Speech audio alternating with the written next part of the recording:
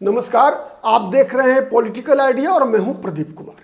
मित्रों, इस वर्ष बिहार में विधानसभा के चुनाव होने वाले हैं और विधानसभा चुनाव 6 महीने मात्र बाकी हैं और लगातार राजनीतिक गतिविधियां काफ़ी तेज है। और राजनीतिक गतिविधियां जब तेज होती है तो सर्वे एजेंसियां भी जनता का मूड भांपने के लिए जनता के दरवाजे पर लाइन लगाई रखती है। अभी जस्ट 2 दिन पहले एक रुद्रा नाम की सर्वे एजेंसी ने बिहार में एक सर्वे किया, जिस सर्वे के फाइंडिंग के अनुसार नीतीश कुमार की लोकप्रियता बिहार में सबसे अधिक अगर समाज के किसी वर्ग के बीच है तो वो वर्ग है महिलाओं का। अब सवाल ये उठता है कि महिलाओं के बीच नीतीश कुमार की लोकप्रियता का सबसे बड़ा कारण और सबसे बड़ा राज क्या है। तो सब इस बात को अगर हम समझने का प्रयास करेंगे तो हमें जानना होगा सबसे पहले कि नीतीश कुमार के 20 वर्षों के शासनकाल को, कि नीतीश कुमार ने उनके लिए सकारात्मक कौन कौन से काम किए, महिलाओं के लिए, महिलाओं के उत्थान के लिए, महिलाओं के विकास के लिए, महिलाओं को अधिकार देने के लिए। साथ ही इसके साथ ही एक और चीज जो ध्यान में आती है बिहार के संदर्भ में, वो ये कि नीतीश कुमार के शासनकाल की आज भी, चूंकि लोकतंत्र में जब मतदाता मतदान करने जाते हैं तो बहुदलीय लोकतंत्र में मतदाता मतदान करते समय तुलनात्मक प्रदर्शन के आधार पर विभिन्न दलों का मूल्यांकन करते हैं। अगर इस परिदृश्य को अगर हम दृष्टिगत रखें तो पाते क्या है? पाते ये हैं कि नीतीश कुमार के सरकार की जो 20 वर्षों की उपलब्धियां है, इस दौरान नीतीश कुमार ने क्या क्या चीजें सप्लाई किया। सप्लाई में क्या था? सबसे पहला नीतीश कुमार ने महिलाओं को जो दिया वो दिया आप आरक्षण का अधिकार। आपको याद है पंचायती राज व्यवस्था में नीतीश कुमार के सरकार के आने से पहले केवल अनुसूचित जाति और जनजातियों के लिए ही आरक्षण की व्यवस्था थी। नीतीश कुमार ने मुख्यमंत्री बनने के बाद सबसे पहला काम किया कि महिलाओं को पंचायती राज में 50% का आरक्षण दिया। और ये आरक्षण केवल सामान्य वर्ग में नहीं था, बल्कि ये आरक्षण हर वर्ग में, चाहे वो वर्ग अनुसूचित जाति का हो, चाहे वो जनजाति का हो, चाहे पिछड़े वर्गों का हो, चाहे अति पिछड़े वर्गों का हो, या फिर सामान्य सीट हो, हर में महिलाओं को 50% का आरक्षण दिया।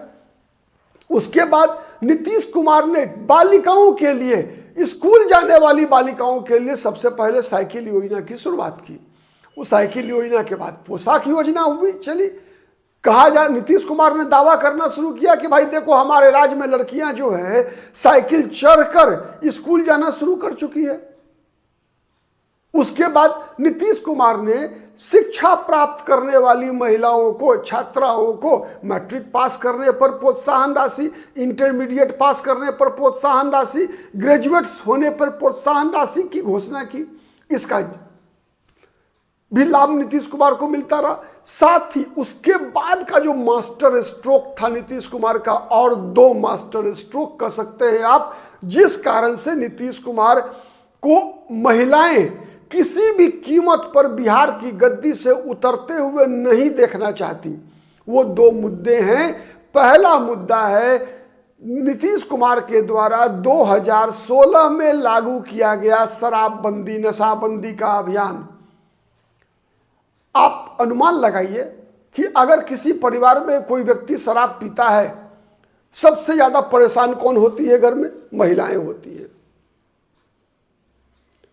किसी भी महिला को यह पसंद नहीं होता है कि उसका पति, उसका बेटा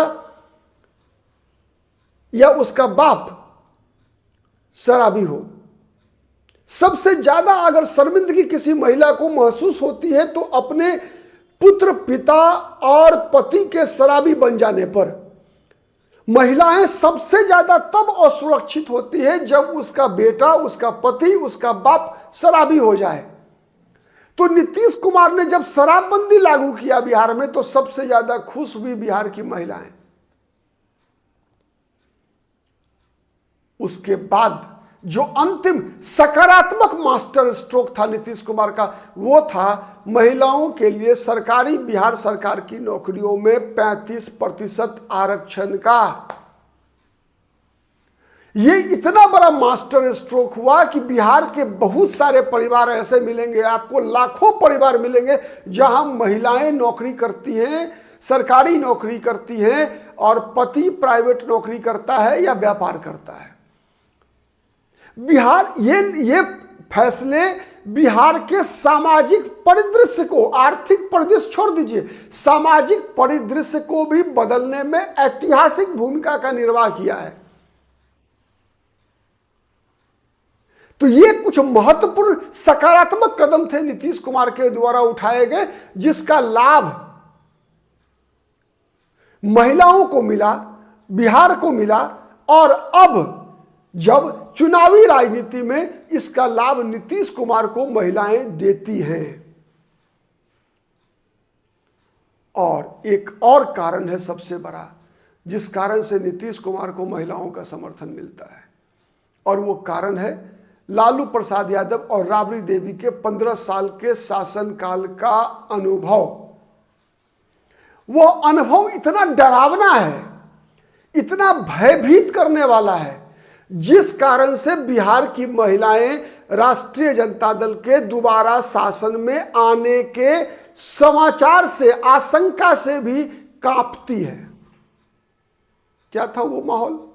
वो माहौल था कोई भी महिला शाम होने के बाद घर से बाहर नहीं निकले। क्यों?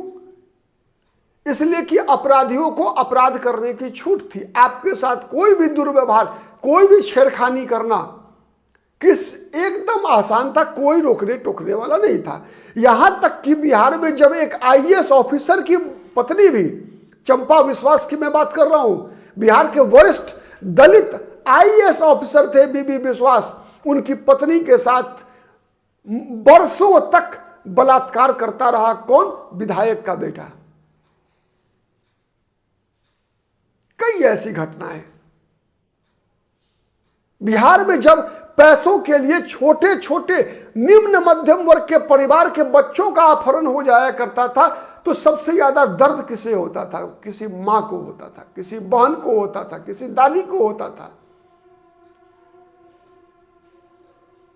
तो बिहार में जो कानून व्यवस्था की स्थिति थी, जितनी अपराध की जो स्थिति थी, उससे सबसे ज्यादा प्रभावित महिलाएं होती थी। महिला का पति, बेटा या बाप जब तक लौटकर घर नहीं आता था, वो इस चिंता से भयभीत होती थी कि आज मेरा पति, मेरा बेटा या मेरा बाप सुरक्षित घर लौटकर आएगा या नहीं आएगा।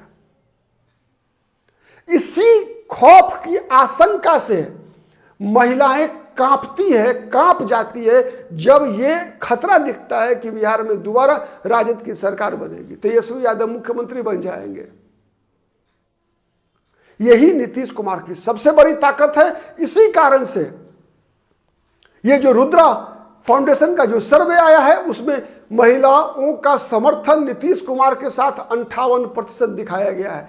ये कोई भी आश्चर्य की बात नहीं है, इससे भी ज्यादा होगा अगर केवल दो, ये तो आम खुला था कि आप मुख्यमंत्री के रूप में किसे चाहती हैं। तब अगर केवल पूछ लिया जाए महिलाओं से कि तेजस्वी यादव या नीतीश कुमार, तो मेरा मानना है कम से कम 75% महिलाएं बिहार की नीतीश कुमार के पक्ष में होंगी।